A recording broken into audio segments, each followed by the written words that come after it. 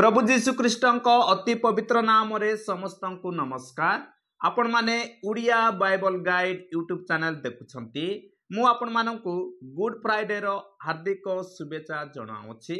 प्रिय बंधुगण आसंतु आजिर बाइबल अध्ययन आम्भे माने आरंभ करिबा।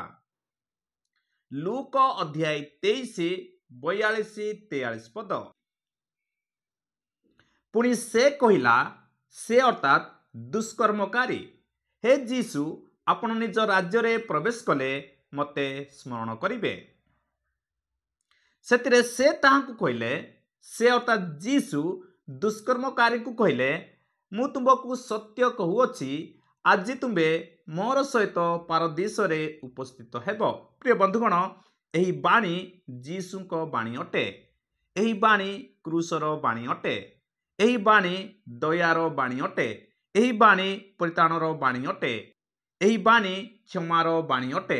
एही बाणी अनुग्रहर बाणी अटे। एही बाणी पाप क्षमार बाणी अटे। प्रिय बंधुगण एही दुष्कर्मकारी किपरि परिताण प्राप्त हेले, एही दुष्कर्मकारी किपरि पारदीस रे उपस्थित हेले, एही दुष्कर्मकारी किपरि स्वर्ग राज्यर अधिकार हेले,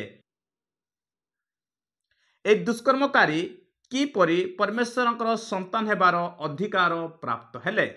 आसंतु एही विषय रे वर्तमान आम्भे माने अध्ययन करिबा। आउ क्रूस रे चढ़ा जायथिबा दुष्कर्मकारी मानक मध्यरु जणे ताहाकु निंदा करी कहिबाकु लागिला, तू कोन ख्रीष्ट नहु, निजको ओ आम्भ मानकु रक्षा कर। प्रिय बंधुगण लूक अनुसारे जणे दुष्कर्मकारी, किंतु माथ्यू ओ मार्क अनुसारे दुई जण दुष्कर्मकारी जीशु को निंदा करथिले, किंतु अन्य जनक ताहाकु धमक दे उत्तर देला, तू समान दंड पाउअछु, तू ईश्वर को कोन भय मध्य करुनाहु। प्रिय बंधुगण एठारे अन्य जनक ताहाकु धमक दे कहला, तू समान दंड पाउअछु। एठारे से दुष्कर्मकारी निजकु दोषी बोली स्वीकार करुअछि, तू ईश्वर को कोन भय मध्य करुनाहु। एठारे से दुष्कर्मकारी जीशु ख्रीष्ट को ईश्वर बोली स्वीकार करुअछि। निजकु से दंडर योग्य बोली स्वीकार करिबा सत्ते प्रभु जीशु ख्रीष्ट को ईश्वर बोली स्वीकार करुअछि। सेतिपय से कहउछि, तू ईश्वर को कोन भय मध्य करुनाहु। आउ आम्भे माने सिना न्याय भाव रे दंड भोगुछु, कारण आम्भे माने निज निज कर्मर समुचित फल पाउअछु, किंतु एही व्यक्ति कौनसी दोष करि नाहांती। प्रिय बंधुगण जने दुष्कर्मकारी से कहउछंती जे आम्भे माने सिना न्याय भाव रे दंड भोगुछु, अर्थात से निजर दोष को एठारे स्वीकार करुअछि। से जे पापी ताहा से स्वीकार करुअछि, आउ पाप निमंते जे दंड ताहा से स्वीकार करुअछि। से कहउछि आम्भे माने सिना न्याय भाव रे दंड भोगुछु, कारण आम्भे माने निज निज कर्मर समुचित फल पाउअछु, किंतु एही व्यक्ति कौनसी दोष करि नाहांती। एठारे से दुष्कर्मकारी जीशुଙ୍କ विषय कहउछंती, से कहउछंती जे जीशु कौनसी दोष करि नाहांती। प्रिय बंधुगण जीशु कौनसी दोष करि नथिले, जीशुଙ୍କ ठारे कौनसी पाप नथिला। जीशु ख्रीष्ट मनुष्य जातिर पाप निमंते से कालवरी क्रूस रे निजको बलिदान करि दैथिले। तो एटारे आम्भे माने देखुछु ए दुष्कर्मकारी मन परिवर्तन करिथिला।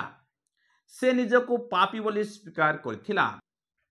से निजे जे दोषी ताहा से स्वीकार करिअछि, एवं पापर वेतन जे मृत्यु ताहा मध्य से जानिअछि। सेतिपय से कहउछि आम्भे माने निज निज कर्मर समुचित फल पाउअछु। पुणी से कहिला, जीशु आपण निज राज्य रे प्रवेश कले मते स्मरण करिवे। प्रिय बंधुगण एठारे आम्भे माने देखुअछु जे ए दुष्कर्मकारी जीशु को प्रभु बोली स्वीकार करथिला, जीशु को परिताण कर्ता बोली स्वीकार करथिला, जीशु को ईश्वर रूपे स्वीकार करथिला। सेतिपय से कहिला, हे जीशु आपण निज राज्य रे प्रवेश कले मते स्मरण करिवे। सेतिरे से ताहाकु कहिले, अर्थात ଯୀଶୁ ସେଇ ଦୁଷ୍କର୍ମକାରୀଙ୍କୁ କହିଲେ, ମୁଁ ତୁମକୁ ସତ୍ୟ କହୁଅଛି, ଆଜି ତୁମେ ମୋର ସହିତ ପାରଦୀସରେ ଉପସ୍ଥିତ ହେବ। ପ୍ରିୟ ବନ୍ଧୁଗଣ, ଗୁଡ୍ ଫ୍ରାଇଡେ ଦିନରେ ସେ ଦୁଷ୍କର୍ମକାରୀ ପରିତ୍ରାଣ ପ୍ରାପ୍ତ ହେଲେ। ମୃତ୍ୟୁ ଦିନରେ ସେ ଦୁଷ୍କର୍ମକାରୀ ପରିତ୍ରାଣ ପ୍ରାପ୍ତ ହେଲେ। ସେ ମୃତ୍ୟୁ ଦିବସରେ ଦୁଷ୍କର୍ମକାରୀ ପାରଦେଶରେ ଉପସ୍ଥିତ ହେଲେ, କାରଣ ସେ ପ୍ରଭୁ ଯୀଶୁ ଖ୍ରୀଷ୍ଟଙ୍କୁ ସ୍ୱୀକାର କରିଥିଲେ, କାରଣ ସେ ଯୀଶୁଙ୍କୁ ପ୍ରଭୁ ବୋଲି ଗ୍ରହଣ କରିଥିଲେ। ସେ ଦୁଷ୍କର୍ମକାରୀ ମନ ପରିବର୍ତ୍ତନ କରିଥିଲା, ସେଥିପାଇଁ ସେ ପାରଦେଶରେ ଉପସ୍ଥିତ ହେଲା। ପ୍ରିୟ ବନ୍ଧୁଗଣ, ଆଜି ବି ଜଣେ ବ୍ୟକ୍ତି ମନ ପରିବର୍ତ୍ତନ କରି ପ୍ରଭୁ ଯୀଶୁ ଖ୍ରୀଷ୍ଟଙ୍କୁ ଉଦ୍ଧାରକର୍ତ୍ତା ରୂପେ, ପରିତ୍ରାଣକର୍ତ୍ତା ରୂପେ ବିଶ୍ୱାସ କରେ, ତେବେ ସେ ଏହି ଦୁଷ୍କର୍ମକାରୀ ପରି ପରିତ୍ରାଣ ପ୍ରାପ୍ତ ହେବ ଏବଂ ପରମେଶ୍ୱରଙ୍କର ସନ୍ତାନ ହେବାର ଅଧିକାର ପ୍ରାପ୍ତ କରିବ।